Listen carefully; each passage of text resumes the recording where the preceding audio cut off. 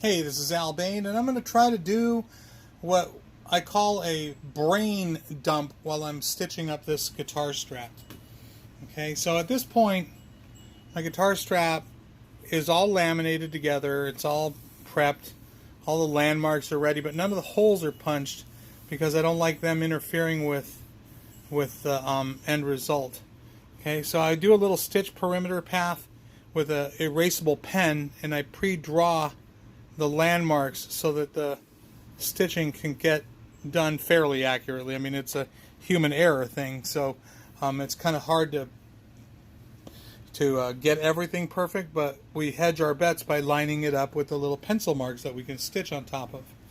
Okay, before I set this video up, I had already loaded the material, so there's already a couple little piercings from getting ready, and I thought to myself, well, since I'm going to do this, I might as well just do a brain dump video. And by brain dump, I mean that I'm just going to talk to you the way I talk to myself as I'm doing something, so you can see the insight of how my mind is working and what I'm thinking about, so that I can stay focused on the task at hand and not. I'll just give you a little insight so that how you can perceive how I sew. So if you want to emulate what I'm doing at the machine, and how to gain a little more control over what you're doing, so you understand what I'm thinking while I'm doing it. I hope that makes a little bit of sense. So now the machine is set up, my edge guide is set up, and I've got a second edge guide over here because I don't like adjusting everything 100 times. So I got both of them set up so I can do the exterior stitch pattern and then the interior.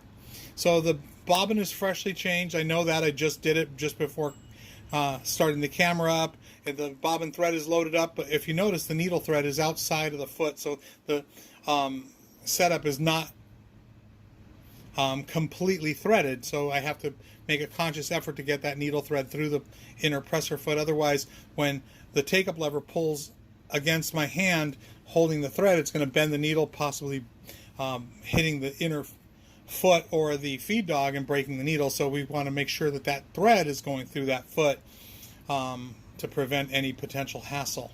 My stitch length adjuster is set at my mark. I have a little mark on the side of my machine there with a little piece of tape and a little red mark that indicates the appropriate stitch length for my projects, as I tend to do a lot of the same, and I like that stitch length about 6 per inch or so. Anyway, we're running 138 thread with a 20, or not, I'm sorry, I'm running 346 thread with a 23 or a 24 needle. I'm not sure. It's always the same setup, but I don't remember. I use an extreme amount of presser foot tension. If you notice, the knob is almost maxed out. I've even removed that retention ring so I can get it down a little bit lower, because I don't like flagging it all. The types of materials that I use don't leave marks, so marking the leather is an insignificant concern. So there you go. A lot of the rules that I apply in my shop, I say it all the time: my shop, my rules; your shop, your rules; your engineering, your designs, your way to do it. I'm never here to tell you how to do it. I'm just here to suggest how I do it, and hopefully it gives you insight so that you can do your thing a little bit better by your design and your engineering and your rules. Okay, so here we go. I'm going to load the thread back through the foot and then load the materials. So here we go. The thread is now in the foot, and I like to grip it behind. Let me see if I can. Yep, I can see my hand behind the machine, and then I'll bring the thread up and over the thread guide like this, so that it's easy to pick up once I reestablish my position. Okay, remember I had already pierced the leather because I started loading it, so there's a couple dots there. So I'm going to hand cycle the machine and put it in that first hole so that nobody else but you and I know that that potential mistake has happened. Now I'm using the presser lifting pedal to lower the feet. The material's loaded. I have control of my needle thread. The needle thread is going through the inner presser foot. Now I'm going to cycle one time and ensure that the EPS is working correctly and that I have control of the thread. One more time. That's the first of 3 stitches because we always hold our thread for 3 stitches when we start sewing. And here's the second complete stitch, and third one. Now I can feel free to let go. The thread is loose and hanging, and now I'm going to position my hands so that I can control the material going through the machine. Now we have an edge guide that establishes a good solid foundation, but I'm going to straddle with the Vulcan Live Long and Prosper thing over the guide itself, and I'm going to use my index finger behind and my thumb in front to give myself 2 more guides that line everything up. And now I'm going to take my left hand and touch the throat plate with my fingertips and then wrap my hand around it, essentially forming a tube that the leather can travel through. So I'm really creating an immovable guide system that allows the leather to pass through without too much tension. I don't want to put a lot of force on the leather and inhibit its ability to pass through the machine, but I don't want it wavering around like this all the time. Okay, I want it to pass through, no flagging, because I don't want it to do the rowboat, because if you ever watch a piece of scrap material going through, it'll tend to dip like a rowboat in choppy water. We don't want it to do that because that basically is contributing the flagging problem. So by controlling the leather and keeping it tight to the machine and allowing it to travel through the machine, I can really stitch at a high rate of speed. So here we go. Now, as we're approaching a corner, I'm going to make sure that my mind is prepared for this turn here. So there's a turn where the material is going to have to pivot in a clockwise direction. This strap is really long. It's making contact with the floor, and I don't want it to snag up down there with the throttle pedal and stuff like that. So I'm going to keep that in mind, and I'm going to approach this turn so that I can feel that the strap is still flowing through the machine without having to actually look at it. So here we go. We got about an inch to go, so we can go get to the turn, use the pass bottom dead center, lift, pivot, turn, and get back to it. Now I have another turn where the material is going to have to pivot counterclockwise, so I don't want to accidentally overshoot. So I'm not going to go full tilt through here. I'm just going to go at a medium speed and allow the needle to reach its optimal position. Looks like we have one more before we have a problem. So I'm going to use the EPS to trigger the up position, and then I'm going to hand cycle to the down. This is in perfect position. So now I'm going to finish by tapping it and making sure that it goes down, and the EPS stitches to the pass bottom dead center moment where the hook has engaged the needle thread, so there's no potential for skipping the stitch in this turn.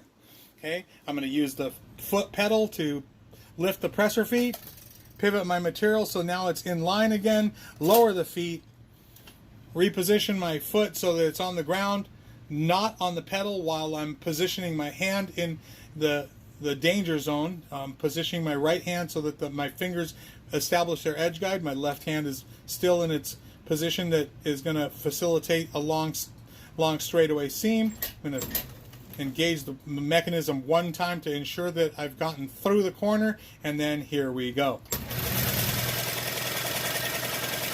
I'm keeping in mind that the flow of the work goods is coming up off the floor and not tangling up in the treadle. And now I'm going to come up with an obstacle where the leather gets thicker at the very end of the strap, and here it comes. So I'm going to stop early, bury my needle so I maintain consistent stitch length, and know that there's a lip right here and a lip on the bottom that is potentially going to snag the edge of the throat plate. This is a nuance with my product, so I know it's coming. I'm not going to allow it to surprise me and snag the throat plate on the bottom layer of the material. So I'm going to put my finger, my thumb is just along the edge guide, the throat plate, so that it creates a little artificial ramp for when that piece arrives. Okay, now that little bump has crossed over the throat, I can position my hand, and there's a little lip on the side that's going to interfere with the edge guide itself. I could sand it off. I usually use a little a belt sander or something to trim this all smooth. And now I'm going to have a needle threat where the needle is potentially going to deflect off of the front edge of this step up. So I want to make sure that I concentrate, get the needle to step right in front of the thread, Then I'm going to do a couple maneuvers to climb onto the thicker piece and then continue on. Then after it goes on to the thicker piece, it's going to transition where the piece gets thinner and then work all the way around the corner. So here we go, approaching our new needle thread that's an inch in front of the needle. So here we go slowly. Okay, so now the foot is literally contacting the edge of the thread. The outer foot is up, the needle is down. So I can confidently use the EPS to trigger the needle up position and then step the outer presser foot onto the thread. Now the needle is up, the presser foot is down, controlling the leather, and without using the EPS, I'm going to hand cycle and make sure that that needle is completely on the new elevated piece, and then bury the needle with the EPS at this point. So a moment ago we used the hand cycling, and now we're using the EPS to finish the stroke. We have complete control of the thread through the material, no skip stitches, and a clean climb up onto the needle thread. Now we're going to come down. The inner piece that's inside this has been tapered down, so it will come down, but there is still a bump, and if the feet reach this bump, it's going to skip and pull the leather and potentially make a slightly longer stitch here. So we want to be aware of that and not let it get away from us. So moving forward slowly, approaching our new downward slope, I'm going to just use the EPS needle up. Okay, now I'm going to hand cycle so that there's no possible way of the needle slipping and making a longer stitch. By hand past bottom dead center, and now we are past the downward sloping bump, and we move forward toward this counterclockwise turn. Maintaining my edge guide discipline along with the edge of my inner presser foot. Okay, here we want to make sure that we make a nice parallel line. The tip of my foot must reach exactly to the edge of the turn. So I'm going to use the EPS to raise the needle, but I'm going to hand cycle to bring it down. It's a teeny bit long, so I'm going to use the reverse lever to cycle this position. Now that the needle has been cycled with the reverse lever, I don't typically remove my hand from the reverse lever, and I would trigger the EPS, but for the sake of demonstration, I'm just going to put the needle in place and bury it by hand all the way, remembering to cycle the reverse lever back to full stitch length. Now, cycle is completed. I can use my presser foot lift, raise the feet, make the counterclockwise turn, put the foot down, and cycle one time to ensure control with the stitch and the EPS. Okay, now I've got a new counterclockwise rotational turn here, and then another one again about 3/4 of an inch forward of that. So my mind is clearly in position to do that, so that I'm not going to accidentally run off or undershoot or overshoot the workpiece. Okay, so at this point I'm using my left hand, pinching the material while I'm supporting it so that it doesn't cause a diagonal flex, making the leather raise off the throat, which is another form of flagging. Okay, so I'm holding the material level with my left hand and guiding with my thumb, and ready to receive the guiding with my left index finger. Moving forward slowly, making sure that I keep my edge guide discipline and approach the turn. So we have at least 1 or 2 more stitches, so EPS trigger. Okay, now I'm going to hand position the EPS, and it looks like we're pretty good. We're about a 1/4 of a stitch length shy, so I'm going to move the edge guide out of the way because I don't want the cantilevering leather to push the edge guide away and potentially, weaken the mechanism that's holding it onto the machine, but at the same time I don't want to bruise the leather in the corner when I finally make my turn. So up it comes, presser foot lift, rotate, and now I have a new artificial edge. So I'm going to put my finger here and follow my finger as an artificial edge guide, which is about a 32nd of an inch inboard from my intended path. But as long as it looks clean and uniform, then we're going to be okay with it. But now I'm going to use my finger as an edge guide, so it guides along the edge of my finger. We've made our last point. We're uniformly reached a turn where the presser foot is lined up with the outer edge of the material. I'm going to use the same procedure by using the presser foot lifting mechanism pedal to raise the foot, rotate the material, bring the edge guide back into position, and then continue on.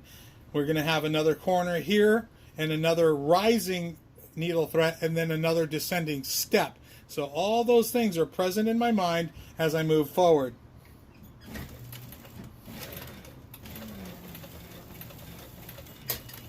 Okay, so here we are. We're about a 32nd of an inch short, so this one must hit this target. So up we go, cycle the needle into position by using the reverse lever, and then bury using the EPS. We have a complete stroke where the needle thread is under control by the hook. Recycle the stitch length to full stitch, raise the presser foot, make the rotation, and know that this little lip is potentially going to interfere with the edge guide as I approach. So knowing that it's coming and not letting it surprise me when it bumps the edge guide and pushing the workpiece out of the way is very important at this point. So I can anticipate this coming, so I can prevent it from actually interfering with me. So moving forward slowly, anticipating that contact with the edge guide. Now we have contact with the little bump on the side and a rising step. So I want to make sure that this stitch length remains uniform and that it doesn't bog down and do really short steps or stitches as it's climbing this bump. So now hand cycle the machine. The outer foot is down and in control. Needle is now coming down, making contact with the leather on the sloping part. So I'm going to hand cycle the thing so that I guarantee that it penetrates the leather all the way, get past the bottom dead center position, so we know that the hook has got control of the needle thread, and now the outer presser foot is going to come into play with the rising obstacle. Make sure that it cycles and gets control of the leather. Notice that my left hand is not allowing the leather to sag or flag the material off of the throat plate. Finish the complete cycle. Now all of our components are completely on the level surface of the past the obstacle. Hand cycle to the past bottom dead center moment so that the hook is engaging the needle thread. Reposition my hand into the guiding position and prepare for the downward stepping obstacle. Okay, we're right at the point where the downward stepping obstacle becomes a problem, so we're going to raise the needle with the EPS to the top dead center. Okay, here we go with the hand cycling the machine, and we are clearly on top of the obstacle. This is an optimal place to be. We're going to bury the needle past bottom dead center by hand. Now at this point, the next step, the outer presser foot is going to want to skip off, so we want to hand cycle again to ensure good uniform stitch length. There we are, we're in play, buried past bottom dead center, old school with our hand. Now reestablish our right hand guiding position, put our hand back in the guiding position, and then move forward full speed ahead to the next obstacle, which is going to be down here about 50 inches, and we're going to have a counterclockwise turn and then another one, then a long straightaway. So here we go, full speed ahead, expecting smoke. Now, a lot of people comment on the smoke coming off the needle, and yes, it is bad for you. Yes, it is toxic. Yes, there's a lot of heat developing. Yes, you want to make sure that the needle isn't overheating and melting the thread, and you don't inhale that smoke, but more importantly, don't let that hot smoke vapor rise up and make contact with your eye, because that is not a comfortable moment in your life. So while I'm sewing, I'm thinking about that. I'm breathing a nice deep breath in and blowing cool exhaust breath from my lungs, if it's cool there, whatever. I'm blowing it onto the needle, keeping the needle a little cool, but more importantly, blowing the vapors out of my area so that they're going to the other side of the room and I can inhale clean air and not potentially contaminate myself with that stuff. So reestablishing my hand position. Okay, and here we go.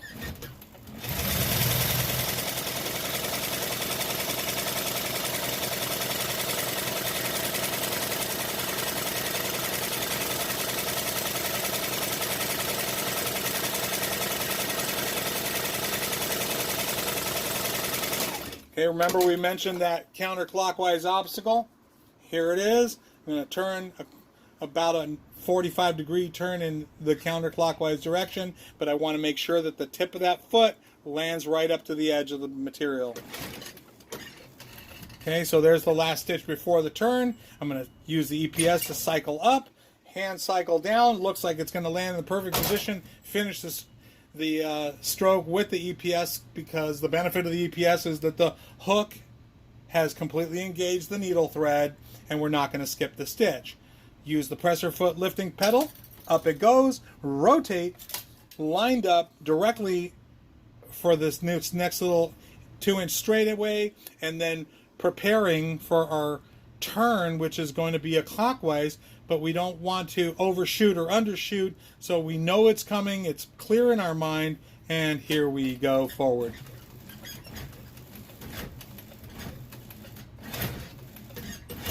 So now the edge guide is in place.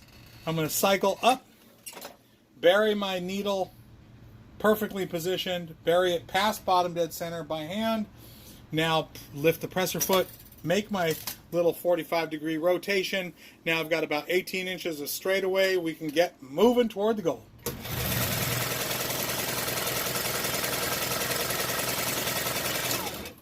Okay, so now we've reached the end of the straightaway, and now we've got a bunch of little turns and the starting point. So here, at this point, I'm going to reach my thread snipper in, pull it tight up against the edge, and I'm going to pull the thread so that they're under a lot of tension, and cut them off.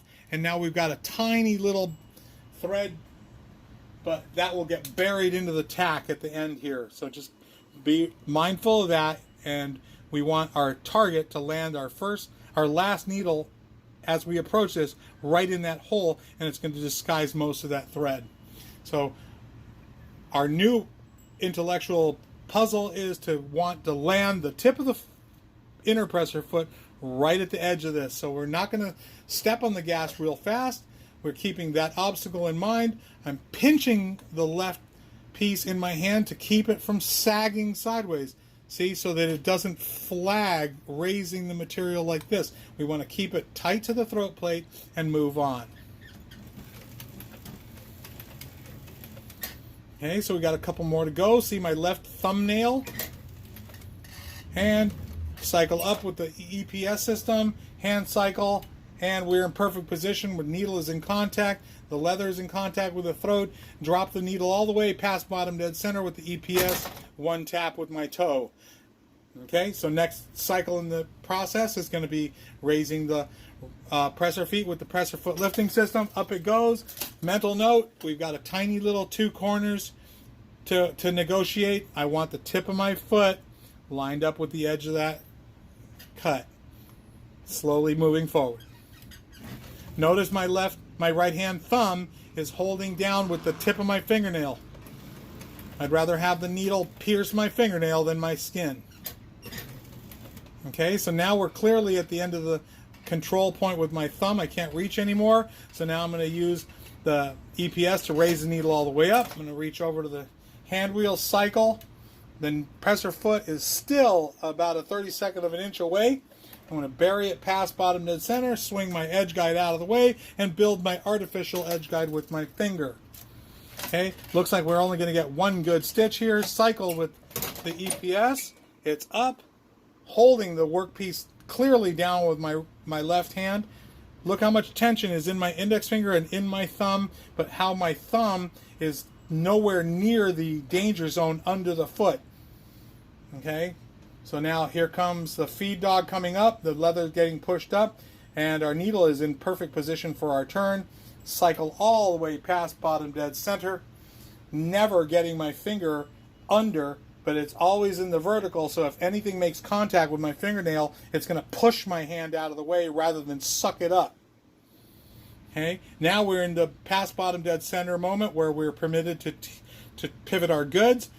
Presser foot lift with our foot, raise the feet, make the rotation, replace the edge guide.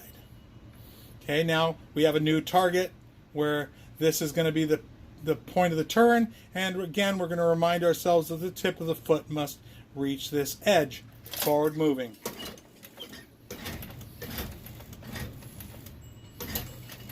Okay, so we are about a little less than 1 stitch away, so we're going to control the workpiece from flagging with my thumbnail.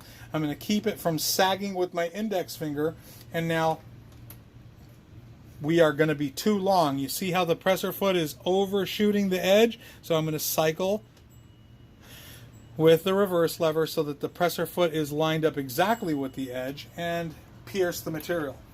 Pass bottom dead center, restore full length with the reverse lever, presser foot lift, rotate, and now our most important target is in front of us. So there's that last little thread we cut, and that is our destination for our needle. So we're not going to use the UPS because we want to make sure we gain maximum amounts of control here, and we're going to hand cycle.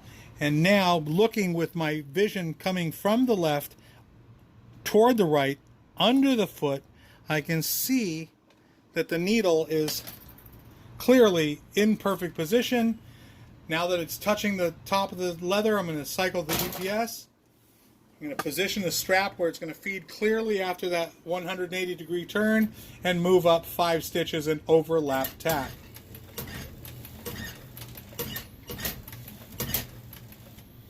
Okay, here we go. We're going to EPS cycle all the way up. I'm going to use my finger deploy method.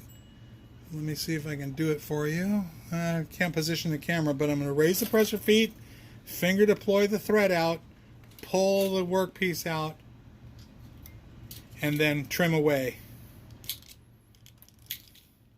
So there's our overlap tack right there. I don't know if there's enough light that you can see it. Looks pretty darn good. If you weren't looking for it, you might not even see it. Later on, we'll burn this off with a lighter and it'll be a really clean finish. The new stitch path is up this pencil line around this turn and then all the way around the perimeter of the strap. So here we go. The swing down edge guide gets flipped up out of the way. The swing in edge guide comes over to position, and what I've got is a target mark right here where my pivot point is, and then I've got a little pencil line drawn so I can follow it up to my designated stitch path. I've only given myself a little bit so that I can get past this little point. I'm going to swing my edge guide in, hold it in position, tighten it up all the way, and crank it down with as much hand strength as I've got. And now the edge guide is in position. So I'm going to cycle the machine slightly backwards to get the needle out of the leather. And if you see, there was a little teeny dimple from the needle making contact with my stitch guide line. Now I'm going to swing the guide out of the way, come all the way to the very beginning of my path, ensure that my thread is going through the inner presser foot, put my thread out of the way, hand cycle so that the tip of the needle is in position where I want to start, regain control of my thread, EPS 3 stitches. There's the first one, second one, third one. Those are 3 cycles. Okay. Now I'm going to pull the thread out of the way so that it doesn't hang up in my tack. I'm going to put the machine in reverse, pull the thread out of the way again, and do these 2 stitches, because this is not really a tack, it's just controlling the thread because there's no force on this thread in the top stitch. I'm keeping this thread out of the way so it doesn't get sucked back into the new stitch. I'm going to now reposition the edge, the stitch length all the way in full forward, and now we're going to travel on top of this pencil line using the opening in front of the presser foot to guide me through this stitch path. This is a very cool feature that the Leather Machine Company has with this open center foot toe. Right on top of my pencil line, and it's going to basically disappear under the thread. I hedge my bets by using a pencil that erases anyway, but I still like to follow my line as diligently as possible. So now, at this turn, I've got a little mark where I've dimpled it with a punch. That is a target for my needle, so I must make that target.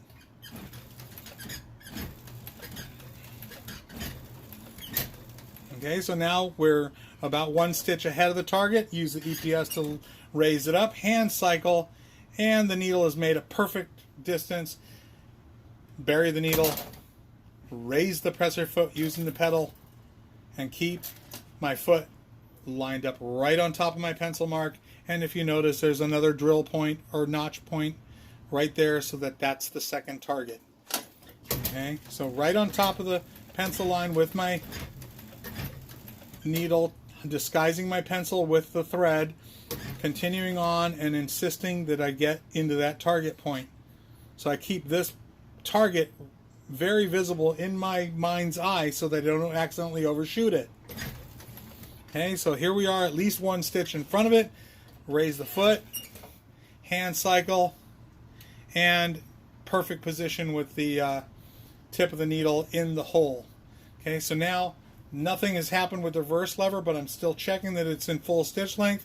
Use the EPS to bury the needle all the way past bottom dead center, controlling the needle thread with the hook before I pivot. Now that we've got control with the hook, we can pivot the goods, step on the pedal, turn, and stay on top of my line. So now you'll see why I have my line to follow until the leather engages the swing out guide. Now you see the leather is about to engage the guide, and now we can move full tilt. So I'm going to make sure that the strap isn't tangled up in the mechanism below. Put my left hand against the throat plate, support the material, kind of make a little scooping cup with my left hand, put my fingers in position so that I can guide with my index finger in the back and my thumb on the right, and go to town. Now all these marks are going to be holes, and I stitch before I pierce them with the punches so that I can guarantee not to interfere with the mechanism with a hole there and accidentally snag the tip of the foot or something and cause myself problems. I'd rather punch everything afterward. And this also shows me that the thread isn't going into any of the holes.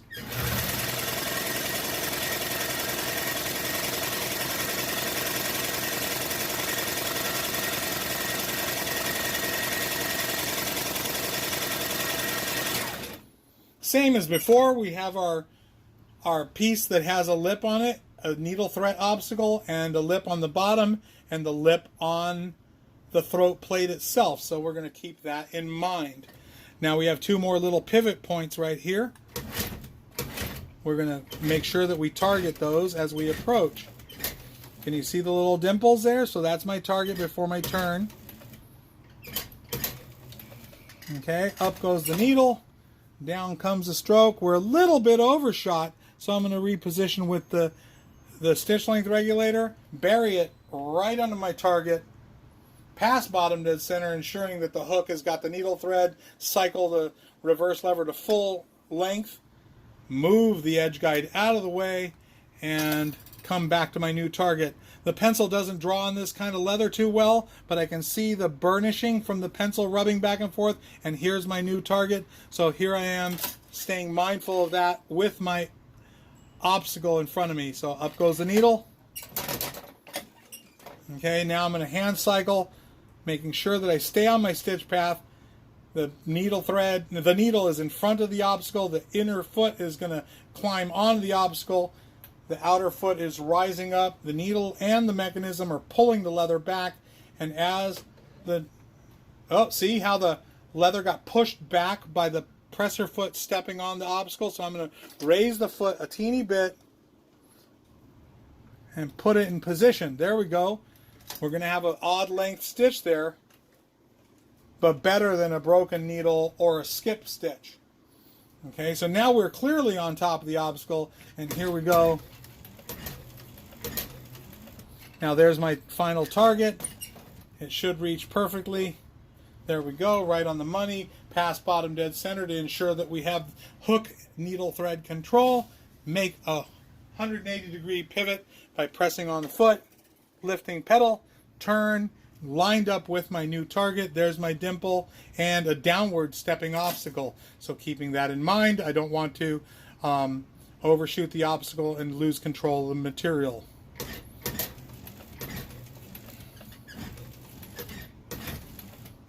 So here's our obstacle right here, right in front of us. One more stitch before we engage the obstacle. We are perfectly on top of it. Bury the needle, cycle one more up. Okay, now we want the needle to come right off the obstacle and not cut the edge of it. Okay, pierce the leather, and we're still ahead of our dimple, so we're going to have to stitch length adjust here to make sure that the needle pierces on our target point. Okay, we've adjusted with the reverse lever and bury by hand all the way past bottom dead center. Recycle the reverse lever to full length, rotate, and swing our guide back into position. Make sure that the tail of leather is not tangled up in the mechanism below in the treadle. I'm not stepping on it or anything like that. Positioning my artificial edge guides in place. And here we go.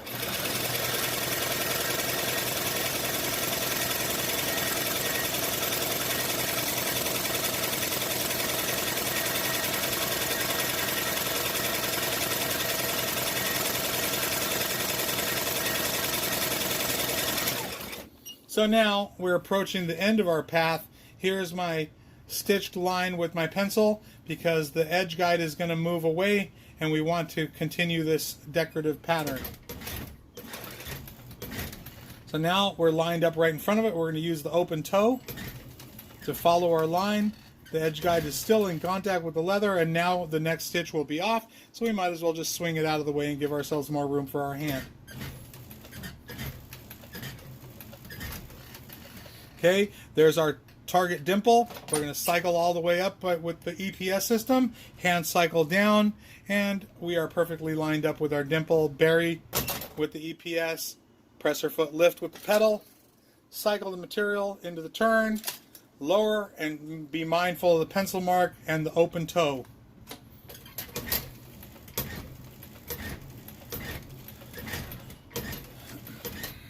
Okay, so here we are at the very last stitch before we start our overlap tack.